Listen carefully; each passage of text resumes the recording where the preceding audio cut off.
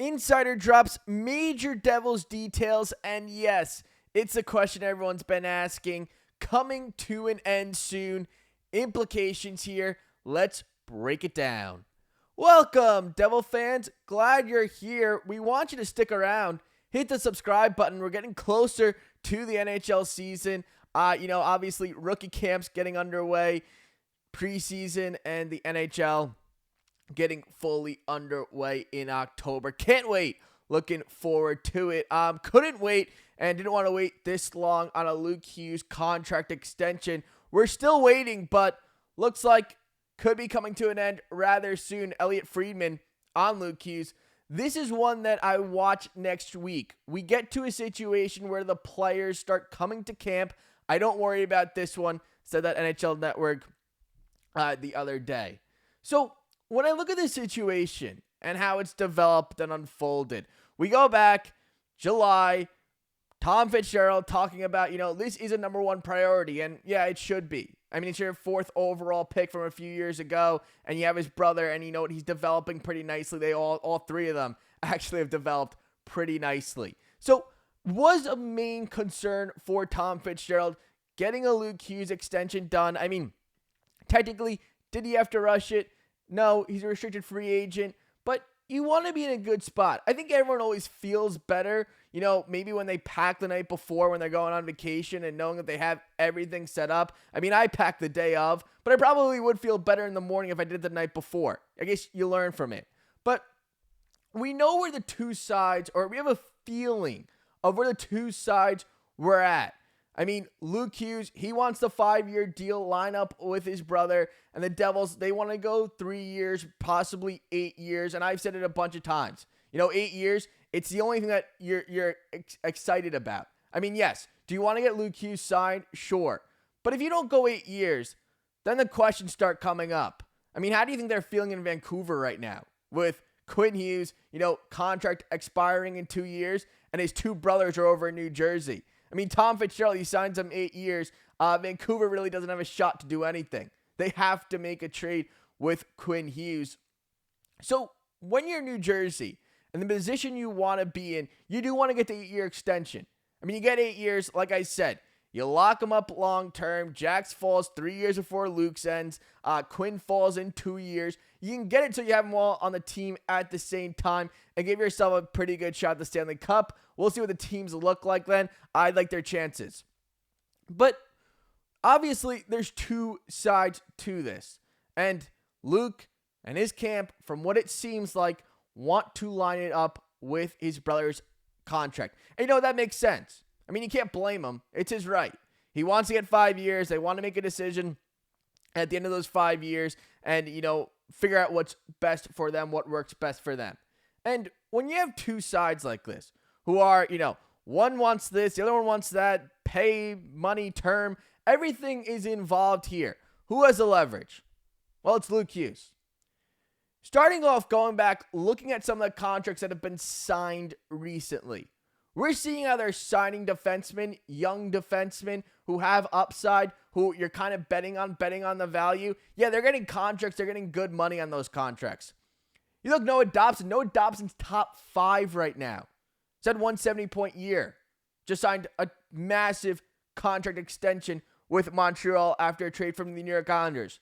Oh, and he basically said, I'm kind of done with New York. I want to go back to Montreal. So you look at where these players are and what they're signing, the defensemen, younger defensemen, what they're getting. I mean, it's clear the leverage has shifted. I mean, Brock Faber has one great year, his rookie year, and it's not to a long-term extension. Last year wasn't a great year. I mean, I think I would say Luke Hughes so far, if you get rid of their rookie year, Brock Faber's rookie year, Luke Hughes has been better than the NHL so far. Brock Faber brought everyone on year one. And, last year didn't take a step up. If anything, took a step back. That's why first impressions are so important. And Brock Faber, well, what did he turn that into? A lot of money. And a long-term deal. That's how contracts are getting done in today's NHL. Players have more leverage than they used to. We saw it the past 2-3 years at the draft. I mean, Matvei Michkov, he doesn't want to sign with the earlier teams picking earlier on. We've seen a few trades with Cotter Gauthier. I mean, when you see things like that, these younger players who haven't maybe done as much or don't have, the full resume to, put up for, an 8-year contract getting 8x8. You have to go with the way the NHL is trending. And how they are trending and what they are doing is they are looking to sign their players long-term and hope that the value works out. Hope that their investment works. Giving those long contracts, giving them the money that they like, the player likes. Maybe it's a little bit overpay right now, but in the future, we think it's going to work out. Worked out pretty well for Jack Hughes, Jesper Bratt, just to name a few, couple.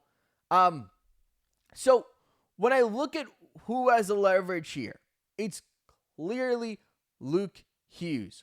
Luke Hughes has the leverage. He's a guy who he's looking at other defensemen around the league, what they've signed for, the years they've signed for, his brother potentially coming over to New Jersey. He has the leverage right now. I mean, you think about it. Right now, Devils, do they have the leverage over Vancouver? Yes. And does Luke Hughes have the leverage over the Devils? Absolutely. So it's kind of a weird scenario to be in, but I think he can find a way to get an 8-year deal work out.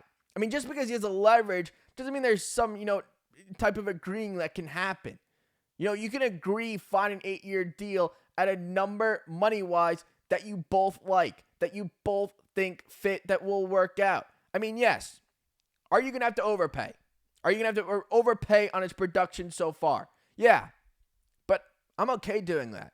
When I draft a guy in my top 5, or, first overall picks, I'm betting that I'm having a player who's going to change my franchise, who's going to be a difference maker at the least, an elite player in my top 6, number 1 defenseman, whatever you decide to draft. Your goal with that pick was to have a player to come in and change your franchise. I mean, that's why you're picking top 5. You're picking top 5 because you're not good enough. You need someone to change your franchise. You need someone to change your job or save your job because you're picking the top 5 and you're a general manager and you keep staying there. Top 5 pick, not winning in the playoffs. You finally get there and you're not winning in the playoffs. Well, yeah, then all of a sudden your job gets on the line. It starts getting really hot as a general manager. So when I see a player that I picked in my top 5, I want to make him look as good as I possibly can to ownership. I want to give him that long contract. I want it to work out, and I expect it to work out. Luke Hughes, from what we've seen so far, the development course, the step he took defensively this past year. I mean, his offensive numbers looked pretty similar. Well, yeah, this past year, 22 points, his last 22 games. That all feels really good. That feels like a player who, you maybe do want to go long term. And by the way, his brother's contract is up in 2 years, and he's a top 2 defenseman in the NHL. I think it all works out in the end. Devils should look to get the 8 years done. Are they going to go 5? Are they going to go 3? Well, 5 would be the worst case scenario. I don't want to go 3. I don't think it sounds too much better. I think you have to find a way. Get 8 years done. 8-year contract. I'll go into the $9.5 million. $9.5 million, that's fine. 8 years, $9.5 million for Luke Hughes. I'm all for that. 8 years, $9.5 million would be more than fine for me. Let me know down in the comments. What do you think? What kind of contract do you want to see? Do you have a certain number? Let me know down in the comments. And make sure you hit the subscribe button. And we'll be back really soon.